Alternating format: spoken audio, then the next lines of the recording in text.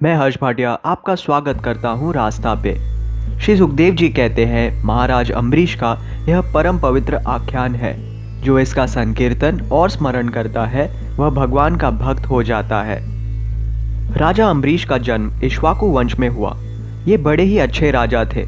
इनके पास अपार धन, पृथ्वी, अचल संपत्ति और अतुलनीय ऐश्वर्य था।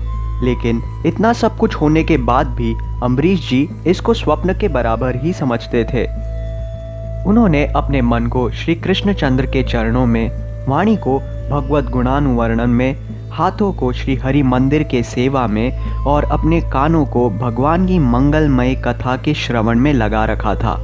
इतना ही नहीं, इनके पैर भगवान के क्षेत्र आदि के पैदल यात्रा करने में ही लगे रहते और वे सिर से भगवान श्री कृष्ण के चरण कमलों की वंदना किया करते। जो भी कार्य करते केवल और केवल भगवान की खुशी के लिए ही करते। ये बड़े दानी भी थे। भगवान ने इनके प्रेम से खुश होकर अपने सुदर्शन चक्र को इनके लिए नियुक्त कर दिया था, जो इनकी सदैव रक्षा करता था।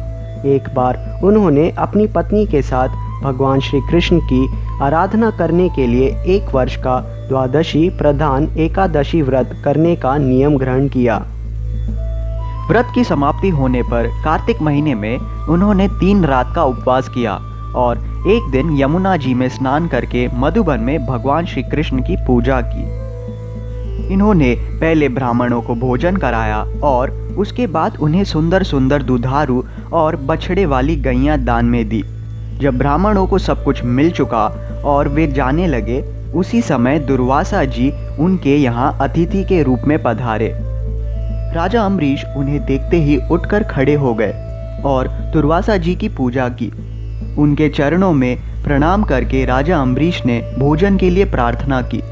दुर्वासा जी ने राजा अम्बरीश की प्रार्थना स्वीकार कर ली और इसके बाद आवश्यक कर्मों को पूर्ण करने के लिए वे नदी के तट पर चले गए। वे ब्रह्म को ध्यान करते हुए यमुना के पवित्र जल में स्नान करने लगे। इधर द्वादशी केवल घड़ी भर शेष रह गई थी। धर्मज्ञ अम्बरीश ने धर्म संकट में पड़कर ब्राह्मणों के साथ परमार्थ किया। उन्होंने कहा, ब्राह्मण देवताओं, ब्राह्मण को बिना भोजन कराए स्वयं खा लेना और द्वादशी रहते पारण न करना दोनों ही दोष है। इसलिए आप ऐसा उपाय बताइए जिसमें मेरी भलाई हो और मुझे पाप न लगे। तब ब्राह्मणों ने कहा कि जल पी लेना भोजन करना भी है, नहीं भी करना है, ऐसा श्रुतियों में कहा गया है। अम्बरीश जी ने मन ही मन भगवान का चिंतन करते हुए जल पी लिया और वे दुर्वासा जी के आने की बाट देखने लगे। दुर्वासा जी आए। जब राजा ने आगे बढ़कर उनका अभिनंदन किया, तब उन्होंने अनुमान से ही समझ लिया कि राजा ने पारण कर लिया है। अब दुर्वासा जी को क्रोध आ गया। उन्होंने कहा कि इसने अतिथि सत्कार करने के लिए मुझे निमंत्रण भी दिया है, किंतु फिर भी मुझे खिलाए बिना ही खा लिया है। उन्होंने अपनी एक जटा उखाड़ी और उससे राजा अम्बरीश को मार डालने के लिए एक कृत्या उत्पन्न की। वह आग के समान जलती हुई हाथ में तलवार लेकर राजा अम्बरीश पर टूट पड़ी। उस समय उसके पैरों की धमक से पृथ्वी कांप रही थी। लेकिन राजा अम्बरीश बिल्कुल भी नहीं डरे और जैसे खड़े थे वैसे ही खड़े रहे, मानो कुछ हुआ ही ना हो। भगवान ने पहले ही सुदर्शन चक्र को इनकी रक्षा के लिए लगा रखा था। सुदर्शन चक्र ने दुर्वासा जी की कृत्या को जलाकर राख का ढेर बना दिया और फिर भगवान का चक्र दुर्वासा जी के पीछे पीछे दौड़ने लगा। जब दुर्वासा जी ने देखा कि चक्र तो मेरे पीछे लग गया है, तब सुमेरु पर्वत की गुफा में प्रवेश करने के लिए वे उसी ओर दौड़ पड़े। दुर्वासा जी दिशा, आकाश, पृथ्वी, अतल वितल आदि नीचे के लोक, समुद्र, लोकपाल और उनके द्वारा सुरक्षित लोक एवं स्वर्ग तक में गए। परंतु जहाँ जहाँ वे गए वहीं वहीं उन्होंने असह्य तेज वाले सुदर्शन चक्र को अपने पीछे लगा देखा। जब उन्हें कहीं भी कोई रक्षक न मिला, तब तो वे और भी डर गए। अंत में हार कर ब्रह्मा जी के पास गए और बोले, ब्रह्मा जी, भगवान के इस तेजोमय चक्र से मेरी रक्षा कीजिए। ब्रह्मा जी ने कहा, मैं आपकी कोई भी सहायता नहीं कर सकता, आप भोलेनाथ जी की शरण में जाइए। फिर दुर्वासा जी भगवान शंकर की शरण में गए, लेकिन भोलेनाथ ने भी कह दिया कि मैं आपकी रक्षा नहीं कर सकता हूँ, आप श्री हरि की शरण में जाइए। दुर्वासा जी भागकर विष्णु जी के पास क्षीर सागर में गए और भगवान से कहा कि आप अपने सुदर्शन चक्र से मेरी रक्षा कीजिए। भगवान विष्णु ने कहा कि मैं सर्वदा भक्तों के अधीन हूँ, मुझ में तनिक भी स्वतंत्रता नहीं है। मेरे सीधे साधे सरल भक्तों ने मेरे हृदय को अपने हाथ में कर रखा है।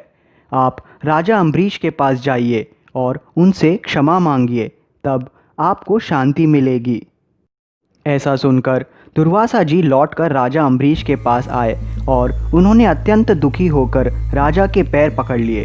दुर्वासा जी की यह दशा देखकर उन्हें दया आ गई और उन्होंने सुदर्शन चक्र को शांत करवाने के लिए स्तुति की। उनकी प्रार्थना से चक्र शांत हो गया। जब दुर्वासा चक्र की आग से मुक्त हो गए और उनका चित्त स्वस्थ हो गया, तब वे राजा अम्बरीश को उत्तम आशीर्वाद देते हुए उनकी प्रशंसा करने लगे। दुर्वासा जी ने कहा, आप धन्य हैं। आज मैंने भगवान के प्रेमी भक्त का महत्व देखा। मैंने आपका अपराध किया, फिर भी आपने मेरे लिए मंगल कामना की। आपने मेरे अपराध को भुलाकर मेरे प्राणों की रक्षा की। जब से दुर्वासा जी भागे थे, तब से अब तक राजा अम्बरीश ने भोजन नहीं किया था। वे उनके लौटने की बाट देख रहे थे। अब उन्होंने दुर्वासा जी के चरण पकड़ लिए और उन्हें विधिपूर्वक भोजन कराया। जब दुर्वासा जी भोजन करके तृप्त हो गए, तब उन्होंने आदर से कहा, राजन, अब आप ही भोजन कर लीजिए। अम्बरीश, आप भगवान के परम प्रेमी भक्त हैं। आपके आतिथ्य से मैं अत्यंत प्रसन्न और अनुग्रहित हुआ हूँ। इस कथा से हमें ये समझ आता है कि भक्ति और परमात्मा से प्रेम ही जीवन का सार है। भगवान भक्तों के बस में है और जो भक्त अपनी पूरी श्रद्धा से उस भक्तवत्सल परमात्मा को पूजता है, तो वो सदैव ही विजयी रहता है। उसे कोई हानि नहीं पहुंचा सकता, क्योंकि स्वयं परमात्मा उसकी रक्षा करते हैं। इसलिए श्री सुखदेव जी कहते हैं कि राजा अम्बरीश का ये परम पवित्र आख्यान है। जो इसका संकीर्तन करता है वो परमात्मा का भक्त बन जाता है। और ऐसी ही कथाओं के लिए इस चैनल से जुड़े रहिए। तब तक के लिए धन्यवाद। जय श्री राम।